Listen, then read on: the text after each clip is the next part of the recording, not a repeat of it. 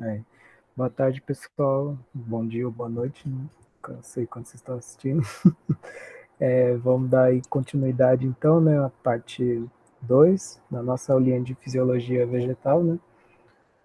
Hoje vamos continuar ainda com o nosso querido convidado, professor Michel, né? Agora que eu lembrei que nesse canal a gente já teve um convidado, mas foi uma planta, né? Que eu alucinadamente convidei e agora temos um convidado que é uma pessoa. Então, tenha vontade aí, professor Michel, por favor, conduza aí. Obrigado, Leozinho. Obrigado. E aí, galerinha, beleza? Vamos seguir aqui, vou compartilhar minha telinha com vocês para a gente poder agora seguir o estudo da fisiologia vegetal. A gente falou ontem sobre a nutrição inorgânica, agora a gente fala sobre a condução da seiva. Mas para falar de transporte de substâncias nos vegetais que têm vasos condutores, nos traqueófitos, a gente precisa entender um dos mecanismos principais de auxílio, que é a perda de vapor de água através da superfície da planta, a transpiração vegetal. Tem que tomar cuidado que o termo transpirar é usado muito erroneamente no dia a dia. Ah, fui para academia, comecei a malhar, transpirei para caramba. Aí você está misturando transpiração com sudorese. Transpirar, como a definição aqui deixa bem clara, é eliminar água no estado gasoso, vapor de água. Nós, por exemplo, transpiramos através da ofegação, da respiração ofegante, o vapor de água dos pulmões vai para o ambiente.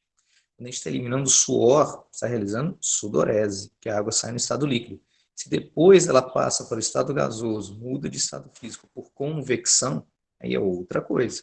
Mas a sudorese não é transpiração. Cuidado com isso. Transpirar, o vapor de água tem que ser eliminado diretamente do ambiente. Então a água tem que sair no estado gasoso do corpo. Nas plantas, a gente vai falar agora da transpiração vegetal, isso vai acontecer por aquele órgão chamado folha, que a gente mencionou. Por onde que esse vapor de água pode sair? A água chega no estado líquido na folha através dos vasos condutores de seiva, pelo xilema.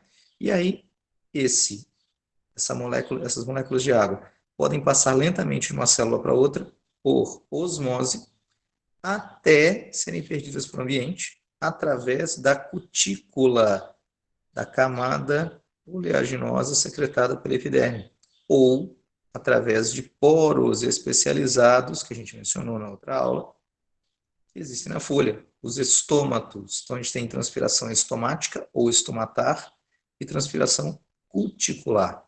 Você tem que fazer uma analogia. A cutícula é como se fosse a tinta da parede. A ideia dela é não deixar passar água, não deixar perder água, mas um pouco de água acaba sendo perdido.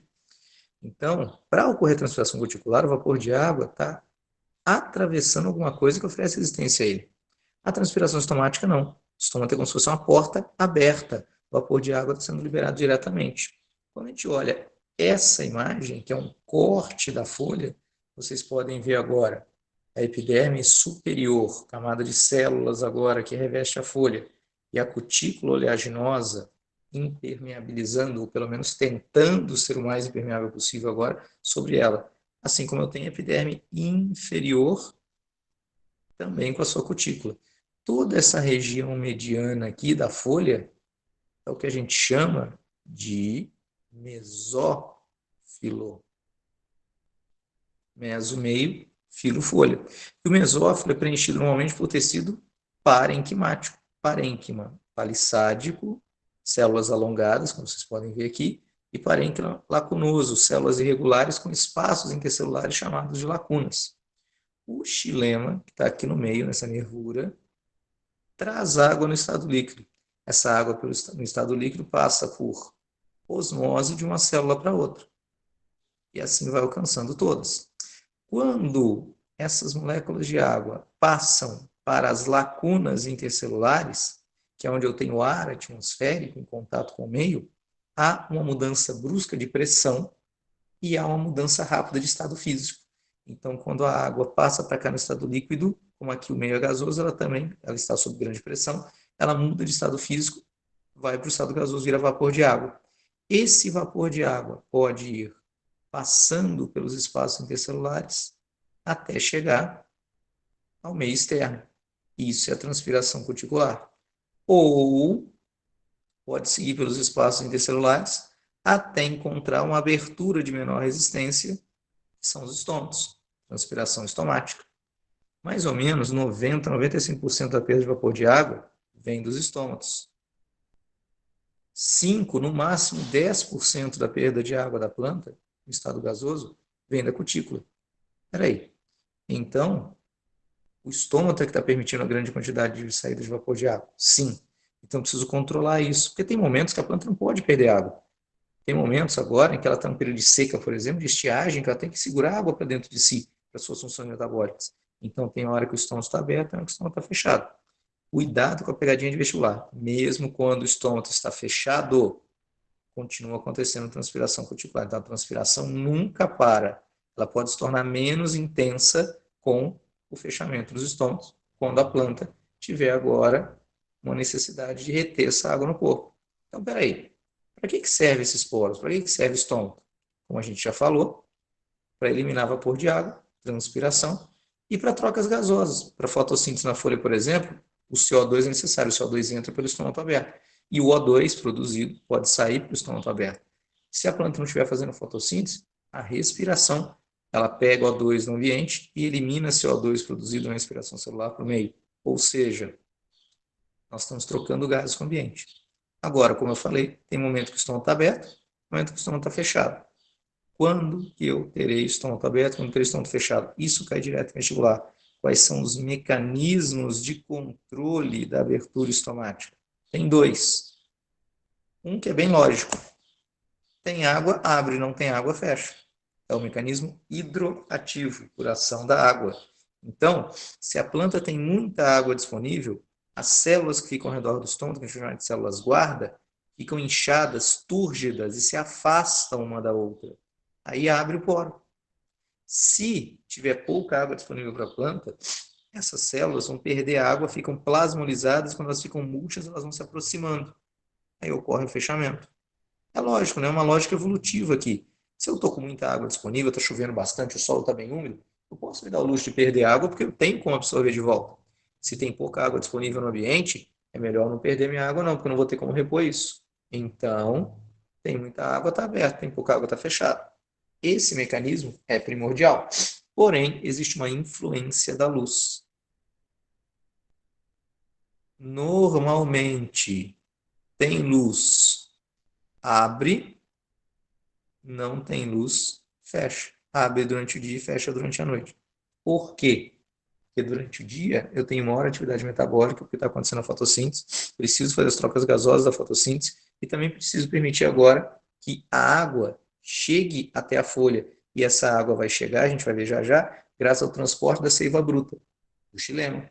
E esse transporte só é possível porque a água que está saindo na transpiração puxa toda a água do xilema desde a raiz até a folha. Ah, então peraí. Normalmente vai abrir durante o dia e vai fechar à noite. Como? Durante o dia existe um transporte ativo de íons potássio para dentro das células guarda.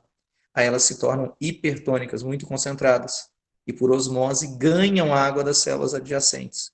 A gente vai ver aqui. Aí elas vão se tornar túrgidas, cheias de água, elas se afastam. À noite acontece o contrário. Tiro por transporte ativo íons potássio das células guarda, as células guardas ficam hipotônicas, menos concentradas, perdem água por osmose, e aí ficam murchas, o estômago fecha. Isso é o que acontece normalmente. Cuidado. Planta xerófita, planta adaptada a clima seco, ela não pode ficar com os estômagos abertos durante o dia, senão ela vai desidratar, porque o ambiente já está seco. Então ela faz o contrário. Ela inverte o mecanismo. Ela vai abrir durante a noite, fazer a transpiração dela, e fecha durante o dia para evitar dessecamento.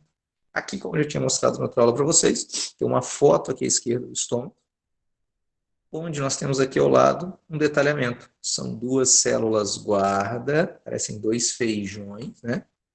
A parede interna é mais espessa. Por que mais espessa? Porque quando essa célula inchar, essa parede aqui não deforma, vai ser empurrada para fora, acompanha o crescimento da célula e abre. Quando essa célula perder água e murchar, esse orifício chamado ostíolo vai ser reduzido Porque essa parede mais grossa vai se aproximar uma da outra. E aí fecha. Peraí. Então, como é que é a questão? Abertura é quando eu tenho entrada de água nas células guarda. Por quê? Porque entrou potássio. Então, as células guarda ganham água quando são iluminadas pelo transporte de potássio. Elas se tornam hipertônicas, por osmose a água entra, essas células guarda ficam maiores, elas se afastam quando ficam maiores mutuamente, porque essa parede mais interna está mais fechada, está mais agora densa e acompanha esse crescimento. Agora, se eu tiver perda de água, por quê? Porque saiu o potássio por transporte ativo, essas células se tornaram hipotônicas e perdem água. Perdeu água, quando está de noite, aí eu tenho fechamento.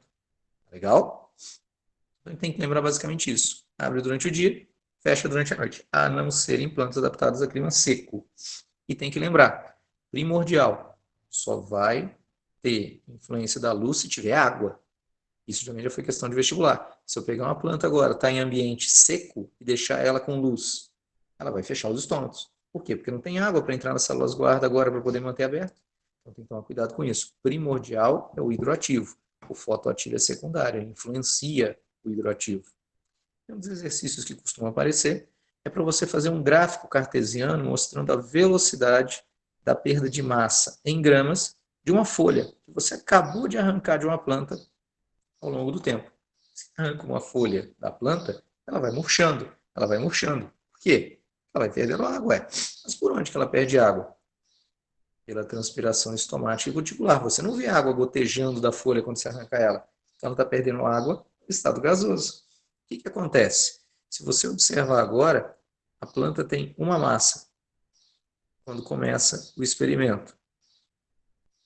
Ela tem uma queda rápida no começo. Depois de um certo ponto, essa queda é quase imperceptível. Por quê? Porque quando você arrancou a folha, normalmente está claro, você está enxergando o que você está fazendo, tem luz sobre a planta, ela está com os estômatos abertos. Então você tem, deixa eu até terminar aqui, no começo você tem transpiração estomática e cuticular acontecendo. Aí a planta está com os estômatos abertos, vai perdendo água muito rápido, vai perdendo massa. Só que vai chegando num ponto, perde tanta água a folha que foi arrancada, e como ela foi destacada, ela não recebe mais água, e os estômatos não se mantêm abertos. Então, este ponto aqui seria o suposto fechamento dos estômatos. Fechamento completo estomático. Por quê? De tanto de água que você perdeu, não tem como manter o estômago aberto. Aí daqui para frente parou a transpiração? Não, essa linha aqui ela não está paralela, ela está levemente inclinada. Por quê? Porque agora tem apenas a transpiração cuticular, que como eu falei, é menos intensa. Então a folha perde massa rapidamente no começo, porque está perdendo vapor de água pela transpiração estomática e cuticular. Chega num ponto, essa velocidade de perda é reduzida. Por quê? Porque fecharam-se os estômagos, porque o que mantém o estômago aberto é água, perdeu água demais, não tem como manter aberto, mas ainda vai perder pela cutícula.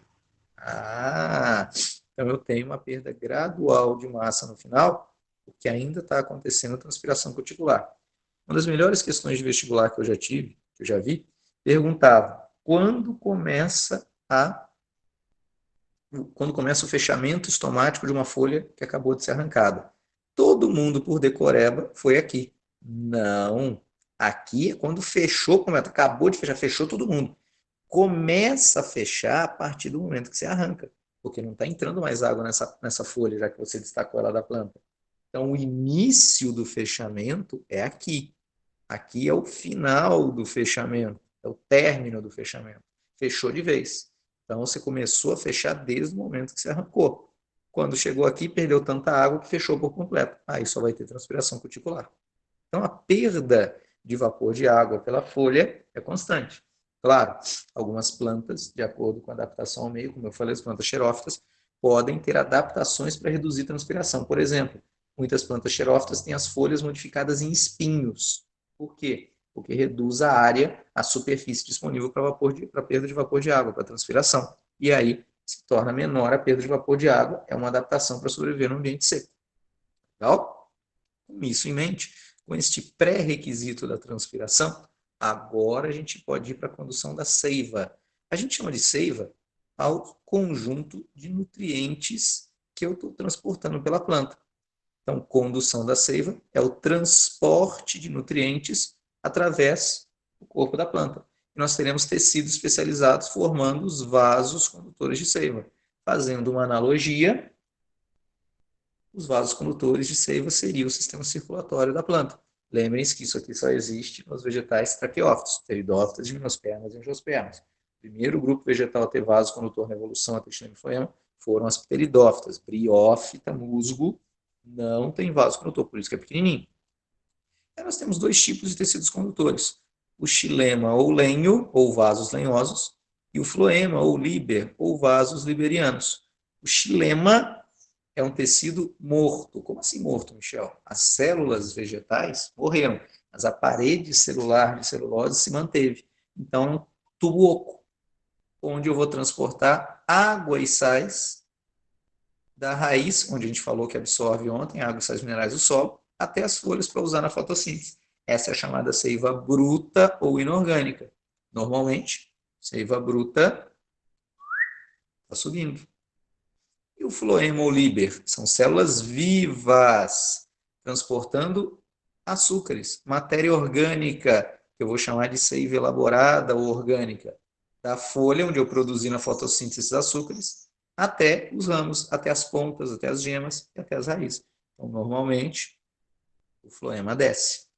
Espera aí, vamos melhorar isso? O xilema sempre vai subir, porque eu sempre vou pegar água na raiz e sais minerais e levar para cima. O floema normalmente desce. Mas e quando caem todas as folhas de uma árvore e ela se mantém viva? Vocês já devem ter visto planta que perde todas as folhas no período de estiagem. Ela faz isso para sobreviver nesse período de estiagem, porque ela não vai conseguir atender a demanda de água que ela tem nas folhas. Ah, então ela parou de fazer fotossíntese. É. E agora, Michel, como é que ela sobrevive? Como é que ela vai produzir o alimento dela? Enquanto ela tinha folha, ela estava jogando açúcar na raiz, armazenando, que a gente falou ontem. A raiz armazena amido. E agora? Agora ela vai usar essa reserva. Então o floema vai poder subir.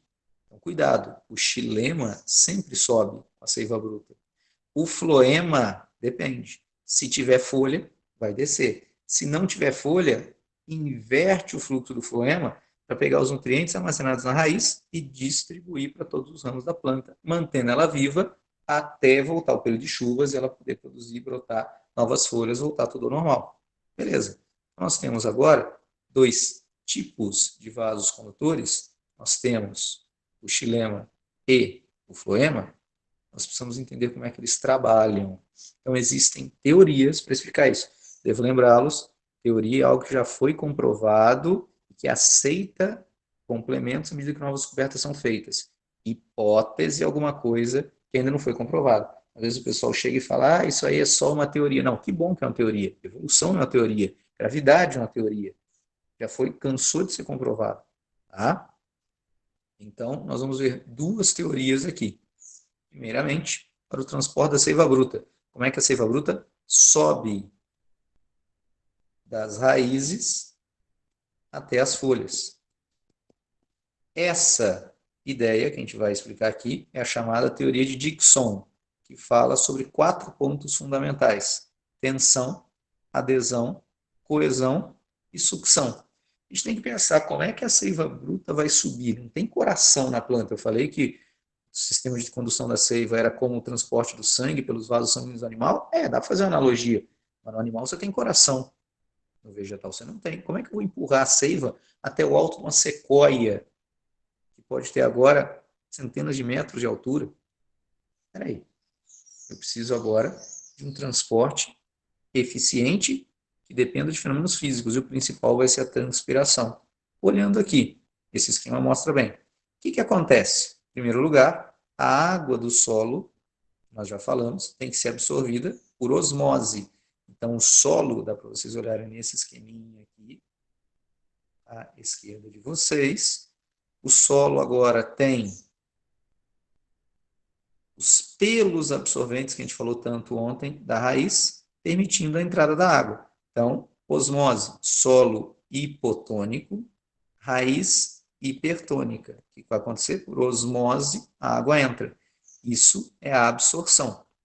Então, osmose permite a entrada da água pelas raízes, pelos pelos absorventes das raízes, são expansões da epiderme. Aí a água vai passando de uma célula para outra por osmose até chegar nos vasos do xilema. Que eu falei para vocês, são células mortas. Então, isso aqui vai encher de água, mas vai lotar de água. Então, vai ficar tão lotado, mas tão lotado, que não vai caber mais ninguém. Então, a gente fala que as moléculas de água encontram-se em estado de tensão no interior dos vasos xilemáticos. E aí, como esses vasos são finíssimos, são células, um negócio microscópico, as moléculas de água exercem um efeito que a gente chama de capilaridade. Quem já sugou um líquido por um canudinho já viu que de vez em quando fica uma gotinha presa lá dentro. Quando você tem um tubo condutor muito estreito, as moléculas de líquido podem ficar aderidas por capilaridade lateral. Por isso, quando você suga o líquido lá pelo canudinho, milkshake denso do Bob's não vale, tá? Vamos pensar em líquido mesmo, refrigerante, água que seja um suco, é que suco, dependendo, tem uns bem densos. Né? Vamos pensar em água, você está puxando água, um refrigerante agora pelo canudinho, quando você para de sugar, você vê que ficam as gotinhas presas lá no meio. Isso é capilaridade. Isso, essa adesão das moléculas à parede dos vasos, não faz subir, evita que volte. Então, a seiva bruta está lotada dentro do xilema e presa na parede dos vasos. Então, ela nunca volta, ela nunca desce. As moléculas de água, que o principal que na seiva bruta é água, as moléculas de água são polares, se vocês lembrarem. H2O. Vamos pegar aqui um esqueminha, pensar na esquematização da molécula. Nós temos um lado positivo e um lado negativo, a molécula polar. Então, você pensa agora, uma molécula de água, outra molécula de água, outra. Pela polaridade natural delas, elas estarão presas umas às outras, atraídas agora por esses polos opostos. Já que está cheio de água e tem essa polaridade natural, o que vai acontecer? As moléculas de água dentro dos vasos xilemáticos vão formar uma coluna contínua e coesa, desde a raiz até a folha. Então esse é o outro ponto. Coesão das moléculas de água devido à sua polaridade natural. Então está tão cheio de água, tensão, que essas moléculas agora com a polaridade natural ficam presas agora umas às outras, aderidas à parede do vaso e presas umas às outras, pensa numa corrente. Pensa que as moléculas de água agora são os elos de uma corrente. Se você puxa a ponta de uma corrente, você não puxa a corrente inteira, então imagina só, agora eu tenho uma corrente de água que vai desde a raiz até a folha. Quando acontece, olha lá o corte aqui que nós vimos agora há pouco da folha. Aqui está o xilema. Uma molécula de água por osmose passou para cá, passou aqui para a lacuna no tecido parenquimático lacunoso agora, parênquima clorofiliano lacunoso, mudou de estado físico e passou por uma abertura gasosa, vira vapor de água e sai pelo estômago. Essa molécula que saiu estava presa em outra, então ela puxou outra, que estava presa em outra, que estava presa em outra, até lá embaixo. Então, cada molécula de água que sai no estado gasoso pela transpiração, puxa toda a coluna de água para cima. Aí você cria uma diferença de concentração entre a raiz e o solo, entra água de novo. Então a gente chama isso de sucção das folhas. A força motriz que permite agora a subida da seiva é a transpiração, é a sucção das folhas. Tem pressão positiva da raiz? A água vai entrando e vai empurrando? Tem, mas essa pressão não explica a subida para árvores muito altas como sequoias. Então, na verdade, toda a copa da árvore realiza uma sucção à medida que perde vapor de água para o meio. Então, todas as folhas estão permitindo, pela transpiração, um puxão da coluna d'água para cima. A gente coloca. As moléculas de água encontram-se em estado de tensão no interior dos vasos lenhosos, está lotado de água dentro do xilema, aderidas às suas paredes por capilaridade. Isso não deixa a coluna de água voltar. E formando uma coluna hídrica contínua, desde as raízes até as folhas, devido à coesão natural entre elas. Pela polaridade que existe das moléculas de água, lado positivo e lado negativo, uma fica presa na outra. E aí, aqui vem o ponto principal. cada molécula de água eliminada na transpiração estomática e cuticular, principalmente estomática, exerce um puxão, que é a sucção das folhas, sobre a coluna coesa de seiva bruta, permitindo assim o arrasto dela, a ascensão, subida dela. Então, a teoria de Dickson, já caiu em vestibular para explicar em prova dissertativa, tem 4 pontos principais: tensão, adesão, coesão, sucção. Está lotado de água, as moléculas estão presas na parede, não caem, não voltam. Uma molécula está presa na outra, formando uma coluna contínua. Cada molécula que sai na transpiração puxa todo mundo para cima. Então a transpiração é a força motriz. Quando que a transpiração é mais intensa? De dia ou de noite? Também já caiu no vestibular. De dia, porque os estômatos estão abertos de dia. Só vai ser à noite nas plantas xerófitas adaptadas ao clima seco, que abrem os estômatos à noite. Lembrem-se que a transpiração estomática é muito mais intensa que a transpiração cuticular. Agora as coisas ficam claras. Espera aí, isso é para subir a seiva bruta. Você falou que a seiva bruta sempre sobe, Michel. Mas a seiva elaborada? Seiva elaborada, ela frequentemente desce. Aí é uma teoria mais simples, a teoria de Munt, que fala que a seiva elaborada é conduzida de onde? De onde eu produzo o açúcar das folhas, que tem concentração mais elevada dessas moléculas, até os centros consumidores ou armazenadores, como o caule e as raízes. Por quê? Se eu mandar, tem muito açúcar na folha, pouco no caule, porque está consumindo na respiração celular, já não tem muito é porque não tem pouco, como se fosse o princípio da difusão. Michel, mas quando eu mando para a raiz vai estar armazenando, mas ela transforma em amido. Então, a glicose e a sacarose chegam pelo floema e viram amido. Aí você vai ter baixa concentração de glicose na raiz. Então, de onde tem muito vai para onde tem pouco. Então, normalmente, o floema vai da folha, onde tem muita glicose, para a raiz, onde tem pouca glicose. Mas espera aí, isso é quando você tem folha. O que eu falei para vocês? E quando as folhas caem, aí eu passo a ter mais açúcar na raiz porque está armazenado. Aí o amido é quebrado em glicose. Muita glicose na raiz, pouco nos ramos superiores, aí não seria mais folha aqui, aí seriam os ramos superiores. Aí o floema pode subir. Não está desmentindo a teoria de Munt. É de onde tem muita glicose, onde tem pouca glicose. Então aqui, ó, CO2H2O produz glicose. Isso é a fotossíntese. E agora? A glicose vai passando de uma célula para outra da folha, chega nas células dos vasos condutores, que essas células têm poros para permitir grande quantidade agora de moléculas orgânicas passarem. Nós chamamos isso aqui de placa crivada.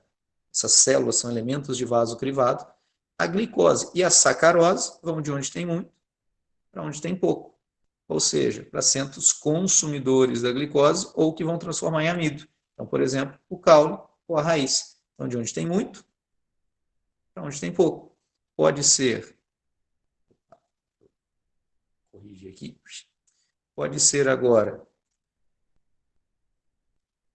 da folha para a raiz, quando tem folha. Mas, se as folhas caíram, e agora? Pode ser da raiz, onde está armazenado o amido, que eu vou transformar em glicose, para os ramos superiores, para poder manter essas células vivas até voltar. Tudo bem? A gente tem que lembrar uma coisa, em angiospermas dicotiledôneas, o xilema é mais interno e o floema é mais externo. Aí isso nos permite uma propriedade. Se eu tiver agora uma planta que eu preciso derrubar ela de uma árvore, como enfraquecê-la e poder retirá-la agora de maneira mais simples? Eu vou bloquear apenas o floema que vai para as raízes. Então eu faço o chamado anel de Malpighi ou cintamento. Então eu faço um corte anelar no caule. Esse corte anelar, o que eu tirei aqui? Parece que eu tirei agora, literalmente um anel aqui. Eu tirei o floema. O xilema está intacto. O xilema está subindo, levando água e sais minerais. Mas agora, os açúcares vão chegar na raiz? Não. Eu cortei o floema, que era periférico, quando eu fiz esse corte. Aí, o que acontece? A raiz morre, a planta morre.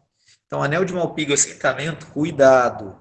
Quando é feito no caule, ele interrompe o fluxo da seiva elaborada e mata a planta. Questão de vestibular famosíssima, alguns anos atrás, da UFSCar, feita pela Fundação VUNESP, perguntava o que acontece com os pessegueiros quando eu faço anel de Malpighi no ramo, no galho. Ah, a pessoa já foi direto para o decoreba, a planta morre. Não. Eu falei que ia fazer em um ramo, não falei que ia fazer em todos. Eu fiz em um ramo. Os açúcares daquele ramo não vão sair dele. Ah, tem pêssego naquele ramo. O que vai acontecer? Os açúcares vão ficar no pêssego. A planta fica maior e mais doce. Olha como é que o vestibular pede a vocês a aplicação do conceito, e não simples decoreba. Isso é pegadinha, e a maioria dos alunos não são nessa. Eu não queria agora que você me falasse que a planta ia morrer. Ela não vai morrer. Ela vai ter o fluxo da seiva elaborada interrompido. Os outros ramos vão continuar mandando açúcar para a raiz, mas aquele ramo não vai passar o floema, não vai passar o açúcar vai ficar nos frutos, vão ficar maiores e mais doces. Já teve uma questão da Unicamp que fez uma pergunta parecida. O que vai acontecer com as folhas? Vão ficar maiores, porque vai ter mais matéria orgânica nelas, porque você não vai tirar os açúcares sintetizados na fotossíntese. Cuidado com isso, aqui é uma aplicação de um conceito agora anatômico e fisiológico que pode ter consequências se for cobrado de vocês no vestibular de maneira correta. Tudo bem? Beleza, Leozito? Sim, eu só ia comentar um negócio que nas outras aulas, né, eu tinha comentado que o floema ele fica mais para fora, né, porque, tipo, por questão de adaptação, porque assim, se tivesse um dano na planta, se você perder o floema, é menos pior do que você perder o xilema, né. Só que aí nesse caso, tipo, seria bom, um cortezinho e tal, tem outros lados, vamos dizer assim, que o floema vai fluir, né, mas aí quando você tira realmente o anel todo, aí lasca a planta. Danou-se. Você fez o corte anelar inteiro, danou-se, você bloqueou totalmente. Já só um pedacinho, ainda tinha resto ao redor da planta. Ainda teria um pedaço de floema ao redor da planta em alguma parte. Você fez o corte de anel inteiro, acabou. Sim, eu tô comentando isso só porque, como eu falei, que era meio que tipo, é por fora, tipo, é menos pior se perder, não quer dizer que só porque é menos pior, não quer dizer que a planta vai morrer, né? Mas, tipo, perfeito. É mais vantajoso você perder o floema do que o xilema, vamos dizer assim, né, em caso de um corte. Uhum. Perfeito. Tranquilo, companheiro. Com isso aqui, não, isso aqui já fecha. Isso aqui é exatamente o meu último slide. Tranquilinho? Tranquilo. Espera aí que... agora voltou. Então é isso. Obrigado, Leozinho, mais uma vez. Foi uma honra. Eu que agradeço, Michel. Bom, então, essa foi a parte 2, né? Tô me sentindo naqueles TikTok lá que o povo, assim, curte aí para vir a parte 3. Vocês não precisam curtir, porque vai ter a parte 3. Obrigado, Michel. Até mais. Até mais. Falou, pessoal. Bom. Um abraço.